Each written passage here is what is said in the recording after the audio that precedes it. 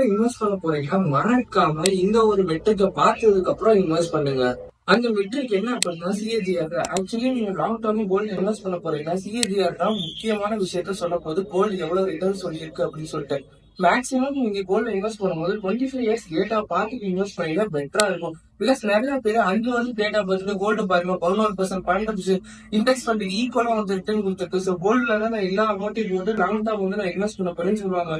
But அவங்க எல்லாம் வந்து லாங் டர்ம்ல கோல்டு வந்து 25 இயர்ஸ்ல எவ்வளவு ரிட்டர்ன் ப்ரொடியூஸ் பண்ணிக்குதுன்னா அவங்க பார்த்தே ஆகணும். 25 இயர்ஸ் ஆனுவல பார்த்தோம்னா கோல்டோட சிஏஜிஆர் வெறும் 10% தான். இது பார்த்தோம் அப்படின்னா ஒரு பாண்டுக்கு ஈக்குவலா தான் வந்து கோல்டும் வந்து அதோட ரிட்டர்னா கொடுத்துருக்கு. இதே நீங்க கொஞ்சம் 15 இயர்ஸ்ல பாத்தீங்க அப்படின்னா மினிமம் பார்த்தோம்னா 8 to 9% தான் இருக்கு. அடுத்து 5 இயர்ஸ்ல பார்த்தா மட்டும்தான் ஒரு 11% கிட்டக்க இருக்கு. ஸோ மக்கள் எல்லாரும் அந்த 5 இயர்ஸ் டேட்டா மட்டும் பார்த்துட்டு கோல்ட்ல இன்வெஸ்ட் பண்றீங்க. பட் அப்படி பண்ணாம லாங் டர்ம் பார்த்துட்டு இன்வெஸ்ட் பண்ணுங்க.